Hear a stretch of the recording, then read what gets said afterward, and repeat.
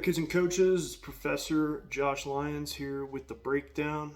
Today we're going to discuss the post-game analysis of Iowa, Indiana at Indiana, and take a look at what we have coming to face us on Tuesday against the number 4 Michigan Wolverines.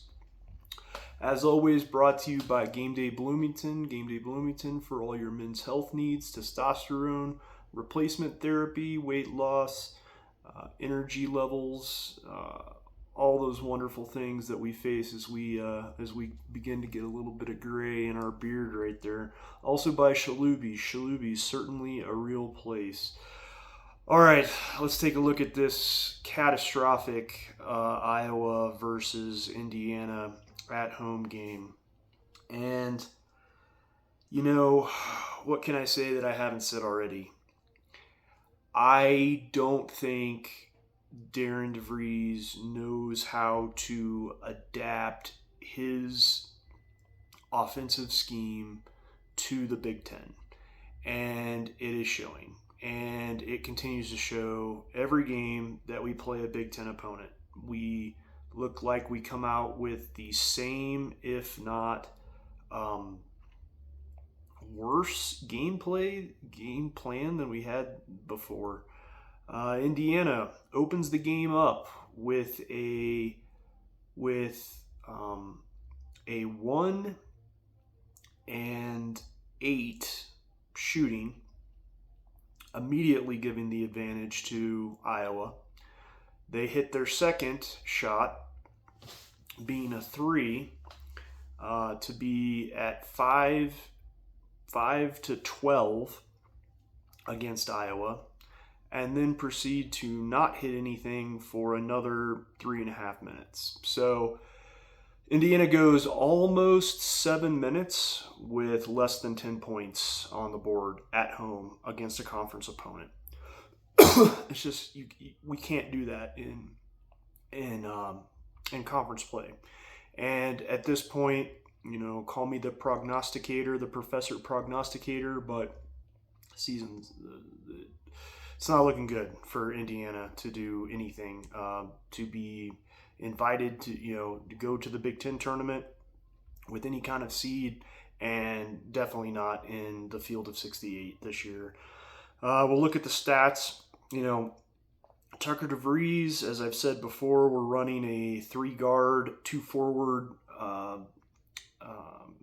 offense because of our height disadvantage. But Tucker DeVries, on average, our best shooter by percentage. He plays 33 minutes and he has 7 points. And 3 of those points came in the second half. So, can't win a ball game at home against a conference opponent when you're scoring less than double digits and you're your best shooter on the team. It's just as simple as that. Oddly, didn't see this one coming, but Sam Alexis, who, although slated as a forward, is probably our best center type fill-in against traditional size in the Big Ten. He plays 28 minutes and gets 13 points with 8 rebounds and leads the team in rebounds for the game. Connor Enright. Holy moly, what can I say about Connor Enright? 27 minutes played. 3 points. 3 points. And so, we play a 3-guard set with Wilkerson usually bringing the ball down. But, Tate and Connerway, who we'll talk about here in a second, it's almost as if we don't have a true point guard. And it shows. I mean, when you look at the lack of decision-making, when you run the lack of ability to get shooters the ball, although early in the game we were getting the shooters the ball, they just could not put it through. Connor Enright with 27 minutes played and 3 points is just absolutely unacceptable. He's a starter. Can't have that. That's why we lost.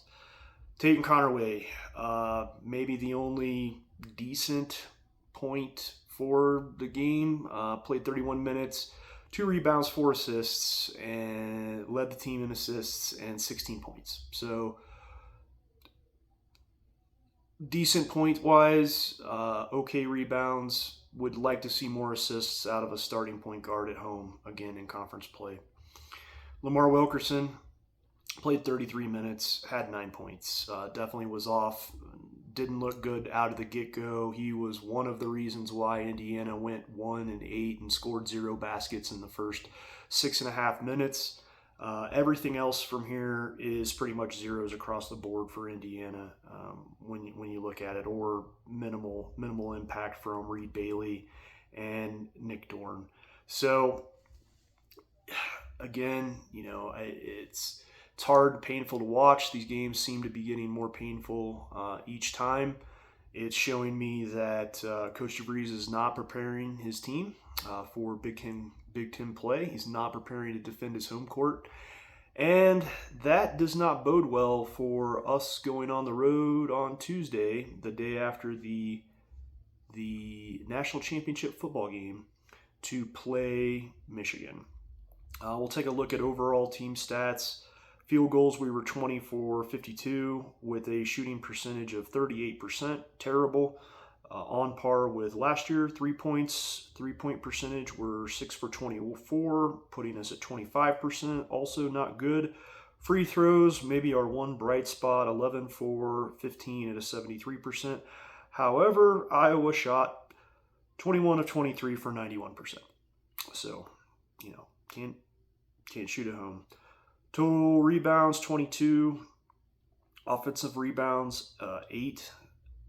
Defensive rebounds, 14. Just pummeled by Iowa. Assists 9 to 15 for Iowa. Blocks 2 to Iowa's 3. Steals 3 to Iowa's 1. 8 turnovers at home to Iowa's 6. Points in the paint were actually tied, which is a bit surprising.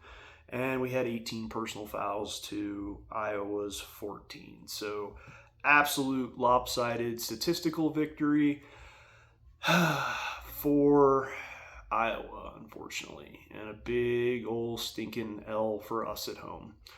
So what do I anticipate for Michigan? Well, one, we're going to be coming off of the night after the national championship game. So there's absolutely no way that those guys do not stay up and try to watch the national championship game. There's just no way. So it starts at 7:30 Eastern, so probably won't be over till 11:30. So we're talking the guys are probably not going to get to sleep until midnight. They're going to be traveling. That on itself is the recipe for disaster. And based on what I've seen, I don't see that Coach DeVries can discipline this team enough to not stay up late and get rest, which might help them. I don't know. I'm pulling at straws at this point. But we're going to take a look at Michigan just played Oregon. So to give a little bit of statistical analysis, shot 49% on their field goals, were 39% on their threes, 73% on their field goals, so more akin to Indiana's numbers a little bit there. Had 29 total rebounds, pretty close to 26, I think was what IU had. Assist 5, block 7. That's way out of IU's league. 6 steals, 14 turnovers, which pretty close to what we had. 13 personal fouls, but 32 points in the paint. Wasn't, not bad. We had 28. So, what am I seeing? Well, as if by some sort of, witch magic, if I'm Michigan's coach and I'm preparing my team to play Indiana, I'm watching tape on DeVries and I'm watching tape on Wilkerson. The team goes ebbs and flows with shooting. As those two go, we lose a game by 20, by 15. We get down by double digits in the first 4 minutes. It's because one of those two aren't hitting anything. And in the unfortunate circumstance against Iowa, neither were hitting anything. And so it did not look good for us going in. So I anticipate a just wall-to-wall beating. I don't think that there are going to be many bright points for this game. Based off the last 2 games I've watched of Indiana on the road and the statistics that stand out for me from this, proximal game at home, the guys still haven't figured out how to, create space when it comes to the shooters. If one team is getting or if one player is getting double teamed, how to work that ball without a turnover, how to make better quick decisions, how to move through the paint. The offense looks stagnant. The players look like they don't want to be there. It's just, there's not a lot of goodness there. And so I'd like to say, stick to our plan, go in, play the game that how the coach has laid it out to execute.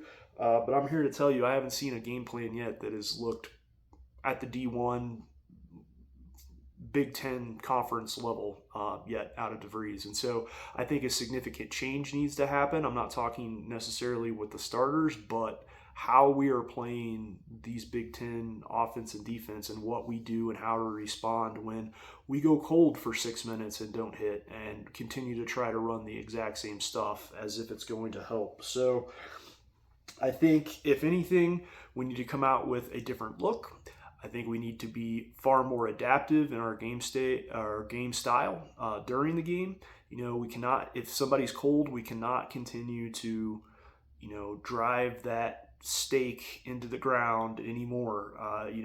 The first points came from Connor Enright, who only had 3 points, and from two of our non-traditional shooters. And so those guys gave the spark that started getting DeVries and Wilkerson into the game.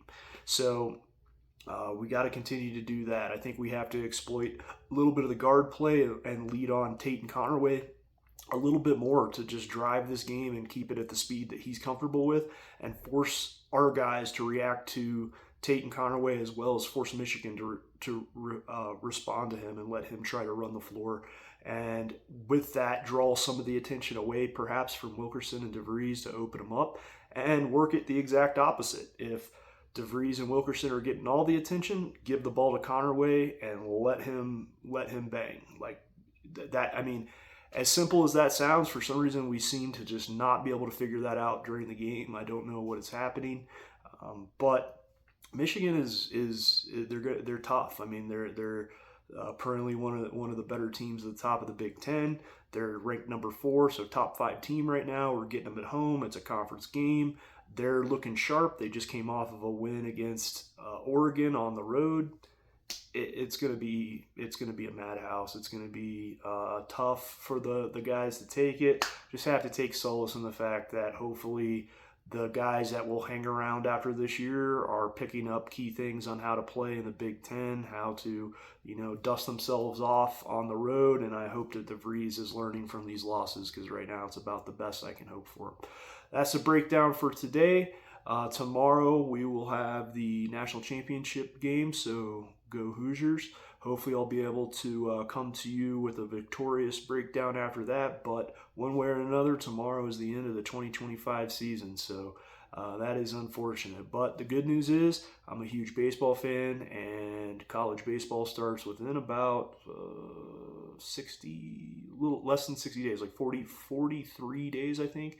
So we'll have some college baseball breakdown coming to you quite soon, as I am a huge fan of IU baseball, ISU baseball, some of the teams around Indiana. So catch you later, hopefully tomorrow, with a national championship banner and trophy to hang. All right, guys.